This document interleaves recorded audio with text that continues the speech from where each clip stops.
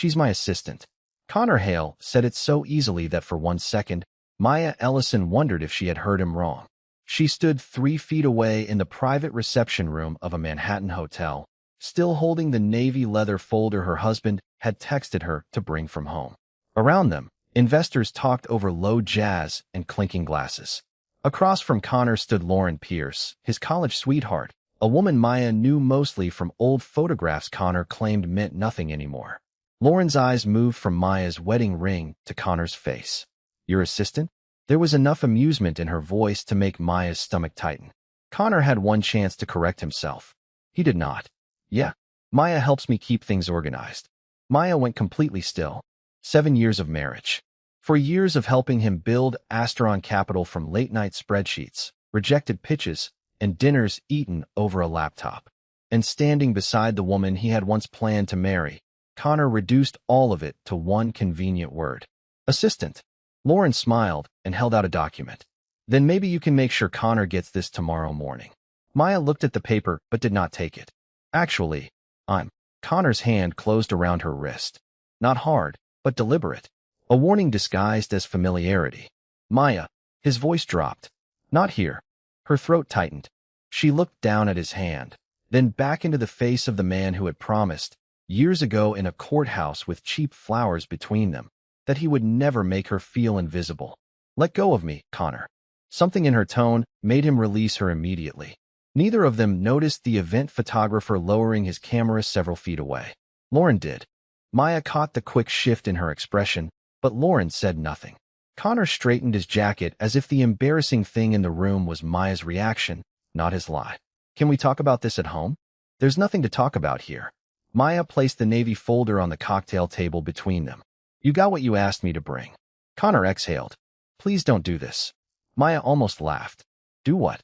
Tell the truth? Expect her husband to admit she was his wife? She glanced at Lauren, who suddenly found her champagne fascinating, then back at Connor. Enjoy your meeting. Maya walked out before either of them could answer. In the elevator, her hands finally began to shake. She pressed them together and watched the numbers descend toward the lobby. She refused to cry there. She refused to give Connor's lie that much power. 20 minutes later, sitting alone in the back of a cab heading downtown, Maya noticed the faint red mark around her wrist. Then her phone buzzed. Connor. For one foolish second, she expected an apology. Instead, the message read, Please do not make tonight bigger than it was. Maya stared at those words until Manhattan blurred beyond the window. Then something inside her became very quiet. Connor thought tonight had been about protecting Lauren from an uncomfortable truth. What he did not understand was that Lauren was no longer the real problem. Connor had just shown his wife exactly how small he needed her to become whenever her existence threatened the life he wanted other people to see. And for the first time in 7 years, Maya began wondering what would happen if she stopped helping him maintain that life.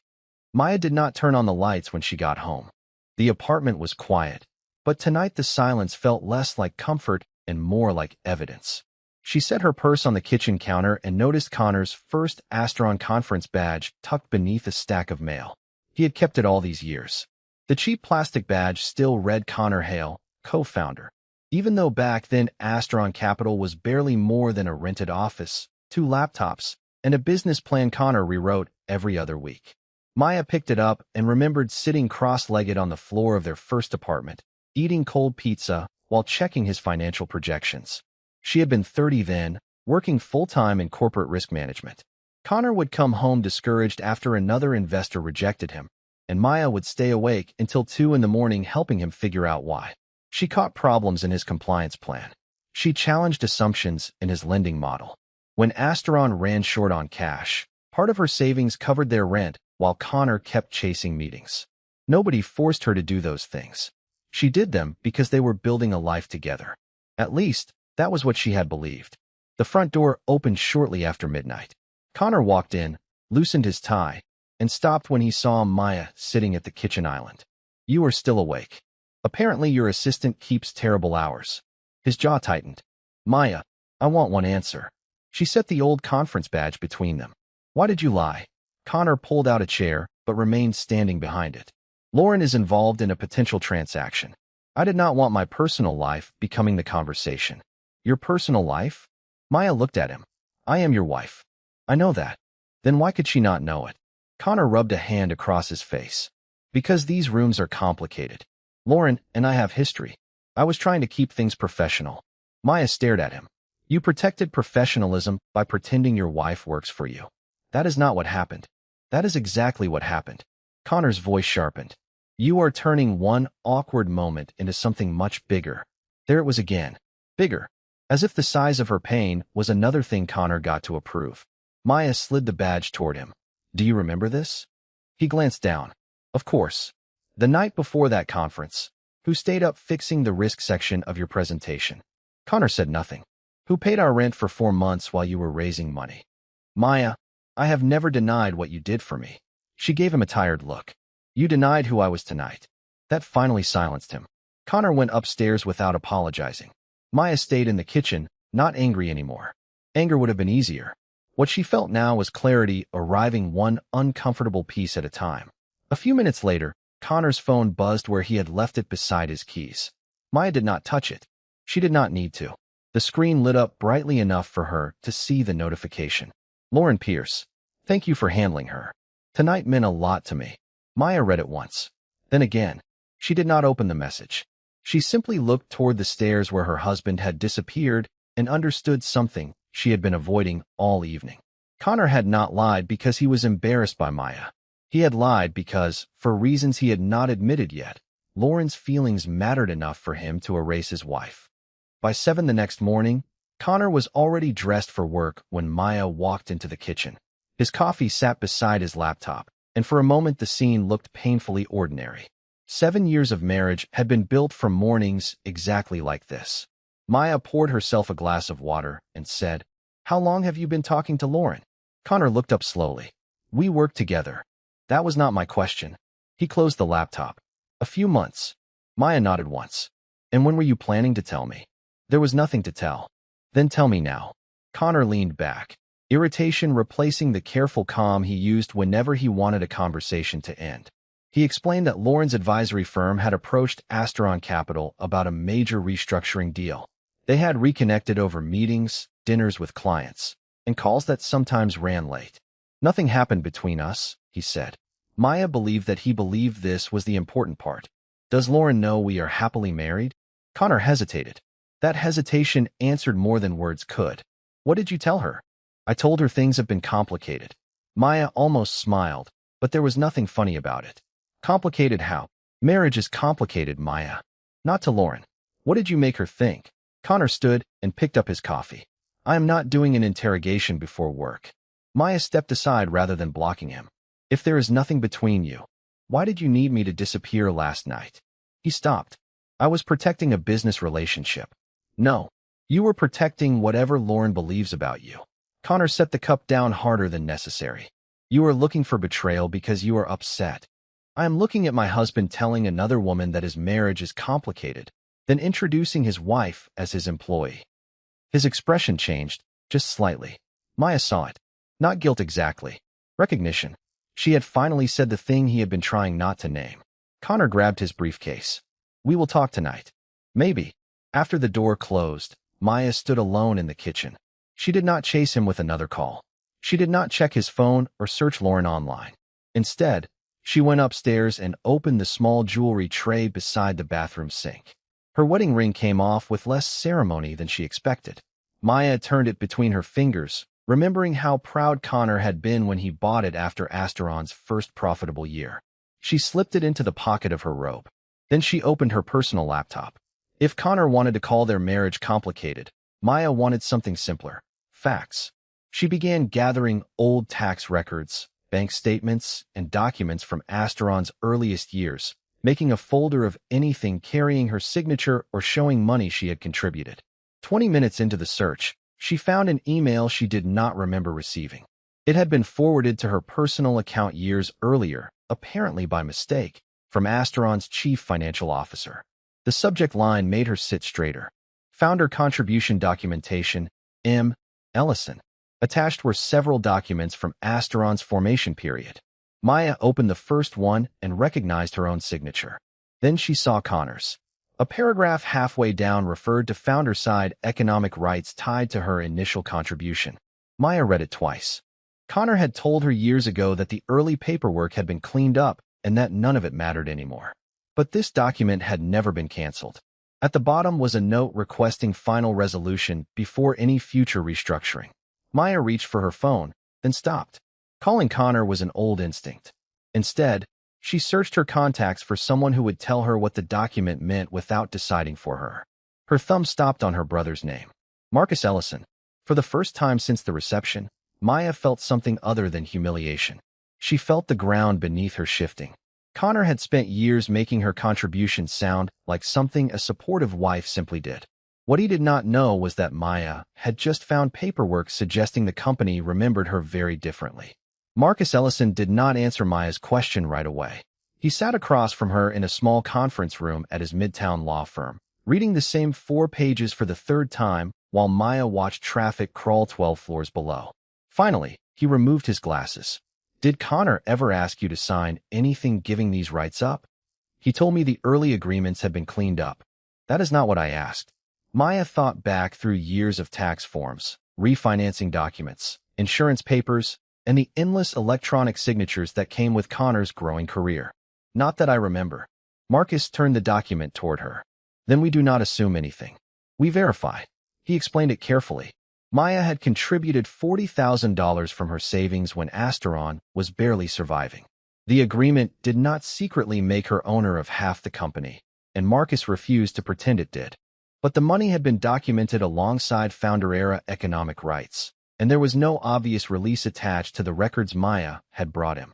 Even more interesting was an intellectual property agreement tied to the risk framework Maya had helped develop during Asteron's first year. Could I shut the company down? Maya asked. Marcus gave her a look. Do you want to? No. Good, because probably not. But if Asteron is restructuring, selling certain interests, or bringing in new capital, unresolved founder documentation can become a serious problem. Maya looked at her name on the page. For years, Connor had described those early nights as emotional support. She had started believing him. Marcus leaned forward. What do you actually want? Maya took her time. I want to know what belongs to me before Connor decides that for me too. Marcus nodded. Then that is where we start. They spent the next 2 hours building a timeline. Bank transfers, old emails, draft presentations.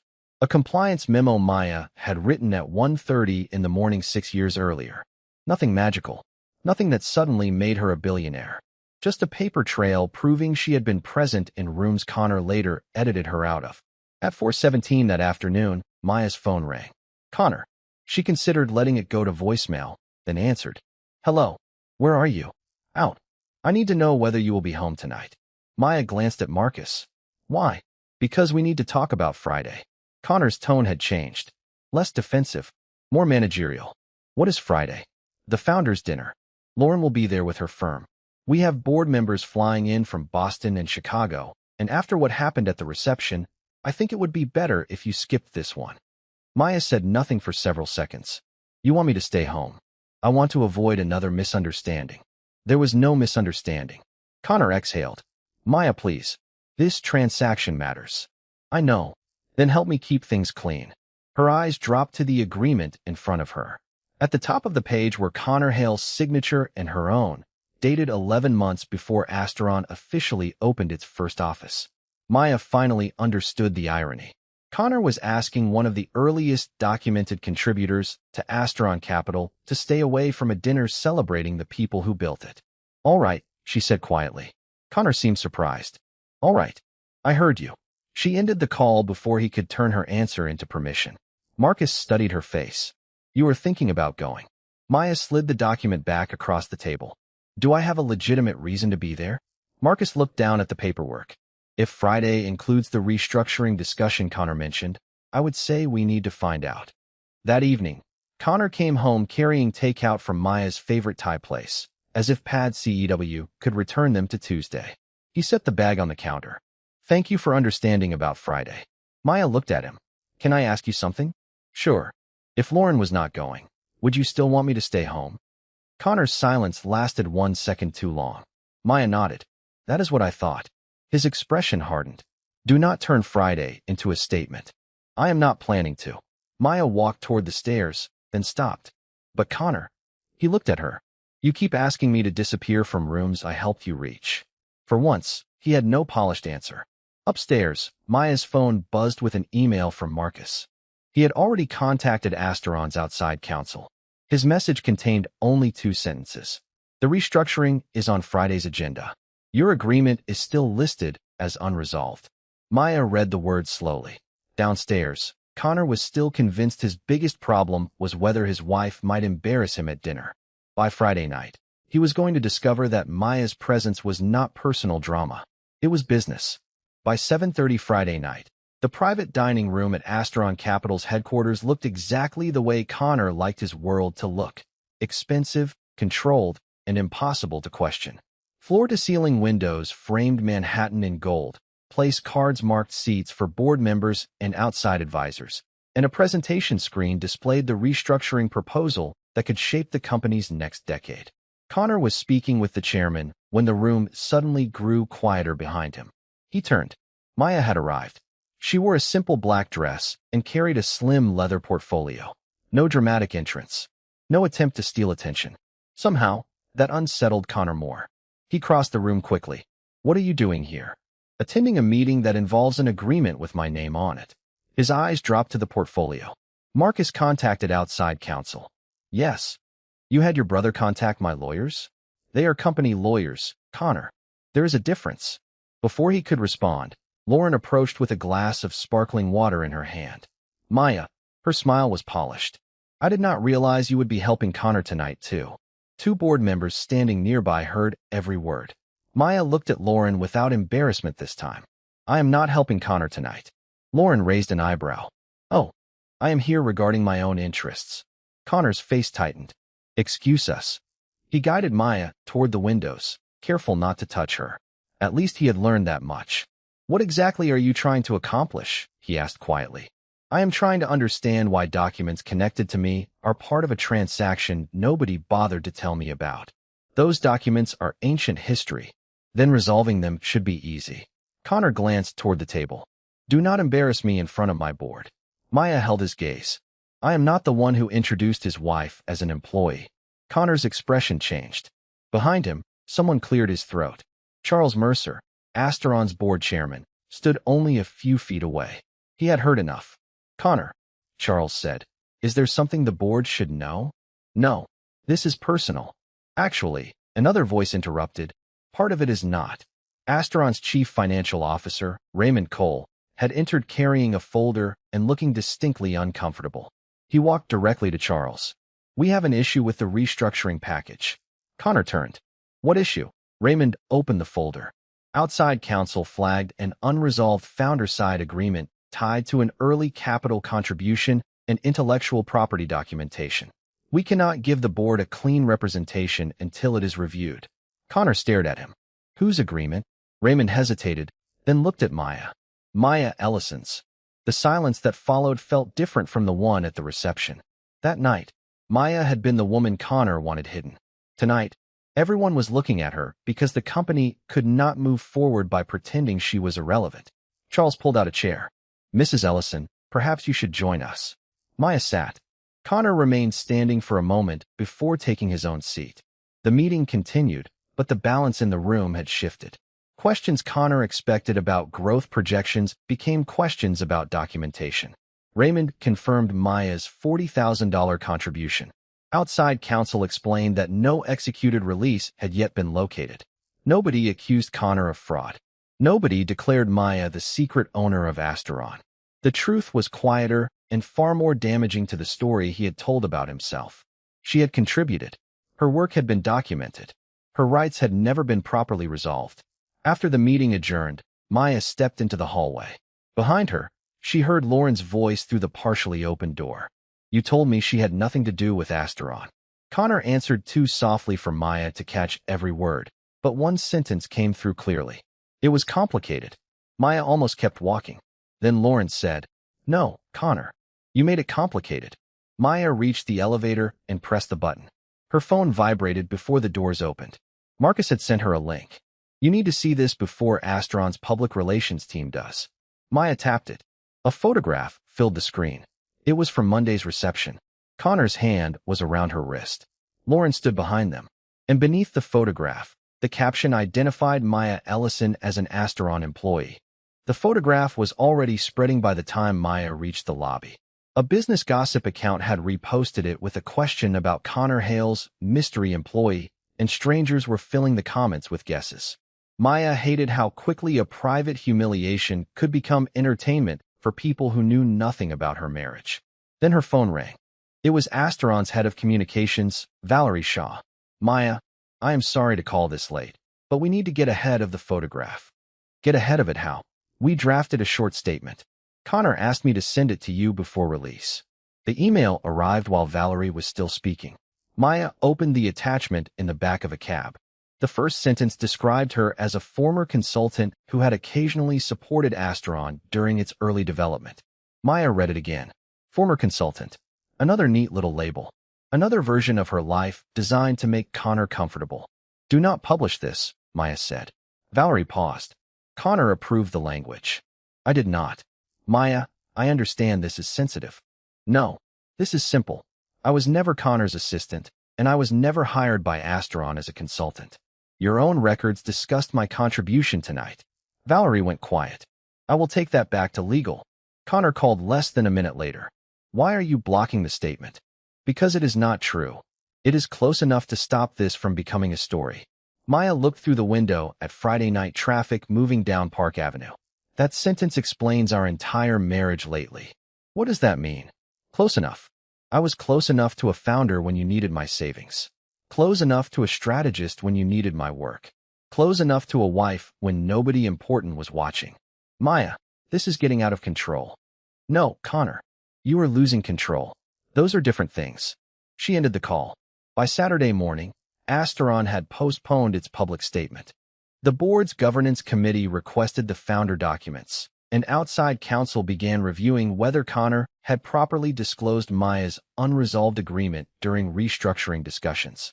None of it meant his company was collapsing, but for the first time, Connor could not solve a problem simply by choosing the language everyone else had to accept. Lauren's firm made its own decision before lunch. It temporarily removed her from the Asteron engagement while conflict questions were reviewed. Connor called Lauren repeatedly. She finally answered.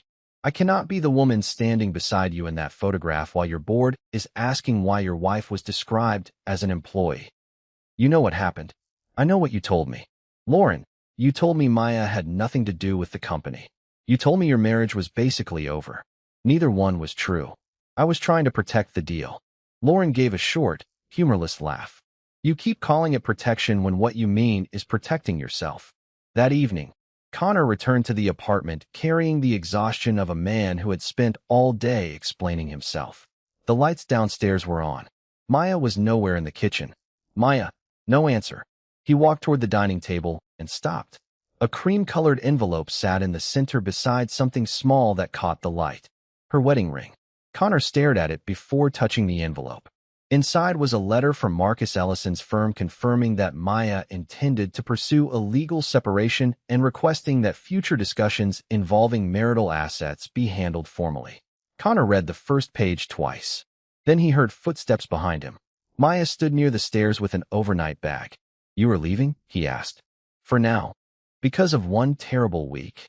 Maya looked at the ring between them. No, because this week finally explained the last several years. Connor's face changed. For the first time, there was no board, no Lauren, no public relations team, and no language polished enough to protect him from what was happening. Maya, what do you want from me? She picked up her coat. That is the first useful question you have asked. She opened the door, then looked back. The problem is, I do not know if the answer includes you anymore. The door closed quietly behind her. Connor remained beside the table, staring at the separation letter as if it were another document he could renegotiate. What he did not know was that Maya was not preparing to take Asteron from him. By Monday morning, her lawyer would send Connor terms that would frighten him for an entirely different reason. She was prepared to walk away from almost everything he thought made him impossible to leave. By Monday morning, Connor had convinced himself that Maya's separation terms would be punishment. He expected the penthouse, a massive cash demand, maybe even an attempt to force her way into Asteron. Instead, the document Marcus sent was 8 pages of almost unbearable restraint. Maya wanted an equitable division of their marital assets, resolution of her documented founder-era economic rights, reimbursement for specific early contributions that had never been settled, and a truthful written acknowledgement of her historical role in Asteron's development. She was not asking for Connor's chief executive officer position. She was not demanding control of the company.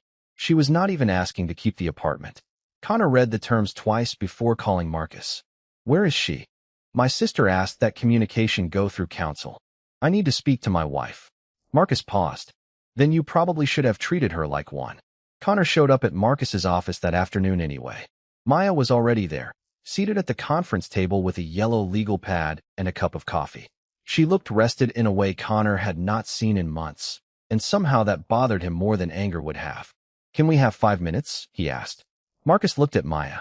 She nodded. When they were alone, Connor placed the separation proposal on the table. "What is this?" "You read it. You are willing to walk away from the apartment?" "Yes. You are not asking for shares beyond whatever the old agreement establishes." "Correct." Connor stared at her. "Then what is the point?" Maya leaned back. "You still think this is negotiation strategy? I think you are angry. I was angry Friday. Today I am making decisions." Connor lowered his voice. "If this is about Lauren, she is off the deal. This is not about winning against Lauren. Then tell me what you want." Maya tapped the document once. "What is mine? What is true? And a life where I do not have to wonder whether my husband will erase me when the right person walks into the room." Connor looked toward the window. "You would really throw away 7 years?" Maya's expression changed, not with rage, but disappointment. "Do not put that on me." He turned back. "I built everything for us. You built something enormous, Connor. I helped you build the beginning. Both things can be true." He had no answer. Maya gathered her papers. Connor's voice softened. "You would walk away from all of this?" She stopped. "I am walking away from you. Those are 2 different things." Across town, Lauren was making a decision of her own. Her firm had formally removed her from the Asteron transaction, and when Connor called that evening, she agreed to meet him for coffee near Bryant Park. Connor arrived expecting sympathy. Lauren gave him none. "My partners think I hid a personal conflict," she said. "I did not know enough to disclose one because you kept giving me half the truth. I never promised you anything. That is exactly how you protect yourself. You never say enough to be accountable." Connor stared at her. Lauren continued. "And for the record, I never asked you to call Maya your assistant." That landed harder than Connor expected. "I was trying to keep things from becoming awkward." "For me?" Lauren shook her head. "No. You wanted me to see you as available without having to admit what you were doing." She stood, leaving her untouched coffee behind. "Do not make me responsible for a choice you made." By the time Connor returned to Asteron, the executive floor was nearly empty. A red notification waited on his calendar. Emergency governance meeting. Tuesday, 9 in the morning. Required attendees included the board, outside counsel, Raymond Cole, Connor Hale, and Maya Ellison with counsel. Connor immediately called Charles Mercer. "Why is Maya attending a governance meeting?" Charles answered without warmth. "Because we found additional correspondence." Connor's grip tightened around the phone. "What correspondence?" "Emails from the company's first year. Some written by you." Connor said nothing. Charles continued. "They describe Maya's work very differently from the way it has been represented this week." Connor slowly sat down. He remembered those years. He remembered the late nights, the drafts, the messages he had sent when he still said we instead of I.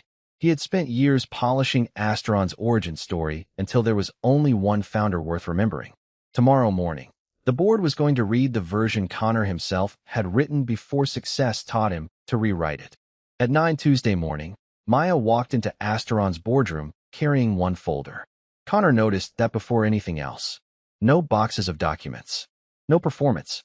Just Maya, Marcus, and a folder thin enough to make him wonder why outside counsel had called an emergency meeting. Charles Mercer waited until everyone was seated before speaking. "This meeting is about disclosure, governance, and unresolved obligations connected to the restructuring. It is not about anyone's marriage." Connor nodded. "Agreed." Maya said nothing. Outside counsel, Rebecca Sloan, opened a document on the screen. We reviewed company correspondence from Asteron's first 18 months. Several records conflict with the description of Mrs. Ellison as an informal supporter or former consultant. The first email appeared. Connor recognized it immediately. He had written it 6 years earlier to Raymond and their first outside attorney. Maya caught the exposure problem in the lending model. We are using her revised framework for Thursday's investor meeting. Another appeared. Maya is putting in $40,000 so we can make payroll and keep the office through the quarter. Document it properly. Then a third. We would not have gotten through diligence without her. Make sure her contribution is protected until we can structure this correctly. Nobody in the room needed Maya to explain what those sentences meant. Connor had already done it years ago. Charles folded his hands. Why were these obligations never resolved? Connor looked toward Rebecca. I believe they had been. There is no executed release in the corporate records, she replied. And there is another issue. Connor's eyes narrowed. Rebecca brought up an internal memorandum from the restructuring process. 3 months ago, legal requested confirmation regarding legacy contributor rights. The request was routed to the chief executive office. Raymond looked at Connor. I never saw that. Connor's face lost color. He remembered the message now.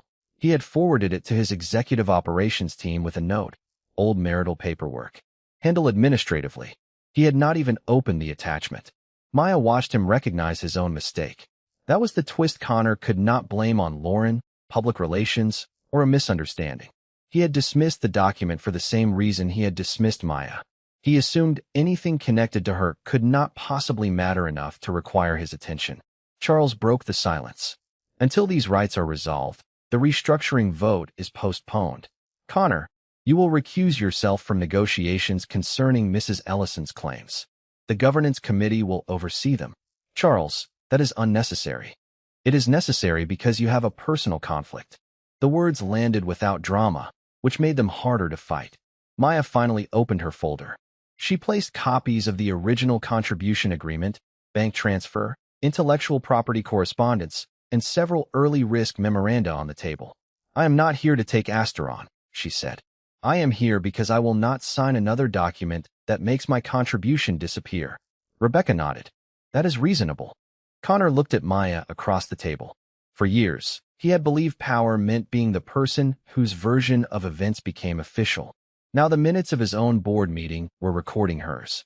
Before the meeting ended, Charles approved corrected language for Asteron's historical disclosure. Maya Ellison had provided early capital and material strategic risk work during the company's formation period, with outstanding contractual rights subject to resolution. It was one paragraph. Maya read it once and approved it. Connor could barely look at it. After everyone stood, Maya walked into the hallway with Marcus. Behind her came quick footsteps. Maya, please. She stopped. Connor stood several feet away, his confidence stripped down to something she had not seen in years. I was wrong, he said. Maya waited. About the documents? About more than that. For a second, she saw the man who used to sit beside her on an apartment floor dreaming about a company neither of them knew would survive. Then Connor asked the one question that proved he still did not fully understand. If I fix this, is there any chance you come home? Maya looked at him for a long moment. You are still trying to fix the consequence. The elevator doors opened behind her. You have not understood the choice. She stepped inside with Marcus. Connor remained in the hallway as the doors closed. He did not know it yet, but that would be the last time he spoke to Maya as his wife. The next time they met, she would have a new title, a new company, and no legal reason to carry his name. 6 months later, Maya stood backstage at a financial risk conference in Chicago while a coordinator adjusted the microphone clipped to her jacket.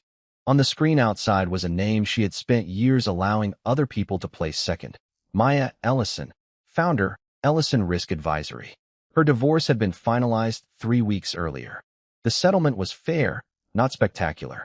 Maya received what the founder agreement established, her share of the marital assets, and formal recognition of the work she had done during Asteron's earliest years. Connor kept the company. He kept the Manhattan apartment. He remained wealthy. But Asteron changed around him. The board added tighter governance controls, and the mythology of Connor Hale, the man who supposedly built everything alone, quietly disappeared from company materials. Lauren never returned to the transaction. She accepted a position with another advisory group in San Francisco, and whatever Connor had imagined might happen between them ended without romance or drama. Once there was nothing forbidden to protect, there was apparently very little left. Maya used part of her settlement to build something smaller than Asteron and entirely her own. Ellison Risk Advisory started with 3 employees in a modest office near Union Square. No marble lobby, no private driver, no magazine profile. On the first morning, Maya bought coffee for everyone herself and spent 20 minutes fighting with a printer that refused to connect to the wireless network. She laughed harder that morning than she had in months. Freedom, she discovered, did not always arrive looking glamorous. Sometimes it looked like knowing every decision in the room belonged to you. Ms. Ellison?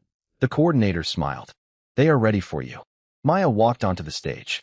40 minutes later, she stepped into the conference lobby and heard a familiar voice behind her. Maya. Connor stood near the windows. He looked almost the same, expensive suit, careful posture, phone in his hand. But she no longer felt herself adjusting around him. Connor, your panel was good. Thank you. A silence passed between them. I owe you an apology, he said. Maya waited. Connor looked down at his phone, then put it away. For years, I told myself I was carrying everything. The company, the pressure, us. I made your contribution smaller because it made mine look bigger. Maya said nothing. And that night with Lauren, he stopped. I knew exactly what I was doing. I wanted her to see me a certain way, and I decided you could absorb the humiliation because you always absorbed everything else. There it was. No excuse disguised as context. No business deal to hide behind. Just the truth, arriving months too late. I am sorry, he said. Maya believed him. That surprised her. But believing an apology and returning to the person who needed to give it were not the same thing. I appreciate you saying that. Connor swallowed. Do you ever think we could have fixed it? Maya considered the question. Maybe, if we had both understood what was happening years earlier. She looked toward the conference room where people were gathering for the next session. But I kept making myself easier to overlook. I called it support. I called it marriage. Eventually, I forgot there was a difference between loving someone and disappearing for them. Connor's eyes lowered. I made you smaller so I could feel bigger. Maya gave a small nod. And I kept letting you. Someone approached them carrying a conference program. Ms. Ellison? Sorry to interrupt. I wanted to introduce you to one of our partners. Maya turned toward him. Of course. Connor stepped aside. There was no dramatic goodbye. No final punishment. No need for one. Maya walked away and heard her own name spoken across the lobby, not as somebody's wife, somebody's assistant, or the woman behind somebody else's success. Just Maya Ellison. For years, she thought reclaiming her life would require Connor to understand how badly he had hurt her. In the end, his understanding was not what set her free. Hers was. Because sometimes the most important revenge is not watching the person who diminished you lose everything. It is realizing they no longer have the power to decide what you are worth. And if someone truly loves you, they will never need you to become smaller so they can stand taller.